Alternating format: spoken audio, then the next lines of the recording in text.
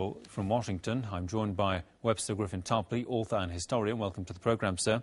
Mr. Tarpley, first of all, how do unilateral sanctions against Iran, because of its nuclear programme, tarnish and underestimate the credibility of both the UN and the IAEA?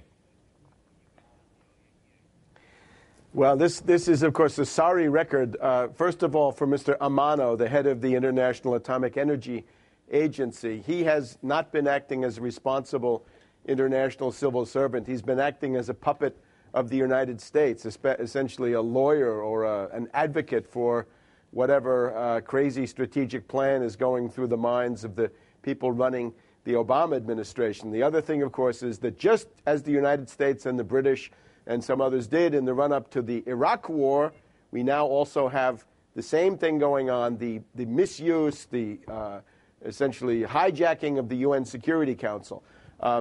One interesting thing this afternoon, the Israeli Foreign Minister, Steinitz, has called for a total embargo against Iran. Air, sea, I suppose he means rail and truck. I suppose he means ships in the Caspian Sea, as well as in the Gulf itself. The comparison that he used, it seems to me, gets to the heart of the matter. Steinitz says he wants a blockade that would be similar to the U.S. blockade of Cuba in October 1962 during the Cuban Missile Crisis. Now, leaving aside the historical inaccuracies, I would say it's a good rule of thumb, when somebody starts comparing the present situation to the Cuban Missile Crisis, it's time for negotiations. Now, these IAEA negotiations, they're fine, they're good, they should go forward. Iran has been seeking negotiation. Iran tried to start negotiations with Obama. Obama wouldn't do it. He loaded it with too many preconditions.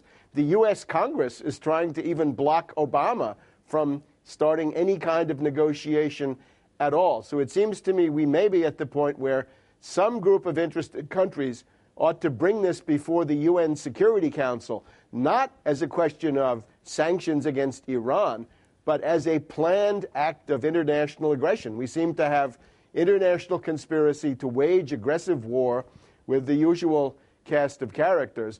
Russia, China would be well advised. Some other countries might want to participate, maybe Pakistan.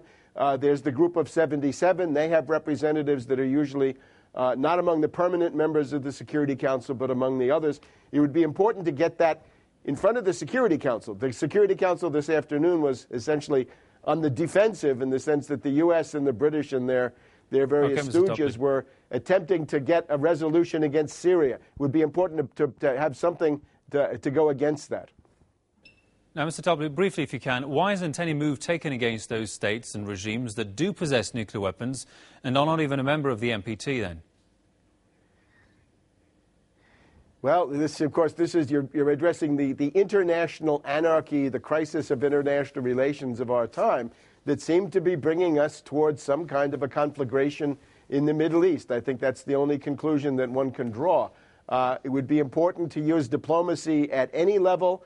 And again, people like Russia and China had better figure out that if they just sit there and let these things happen, eventually they'll be next. And by the time they're next, there'll be nobody else left standing. And of course, this also applies to Syria, where there's a big attempt to overthrow the Syrian government. So, on the whole, a very grave situation. Indeed. All right. I'm sorry I have to leave it there. Many thanks to Webster Tarpley, author and historian from Washington.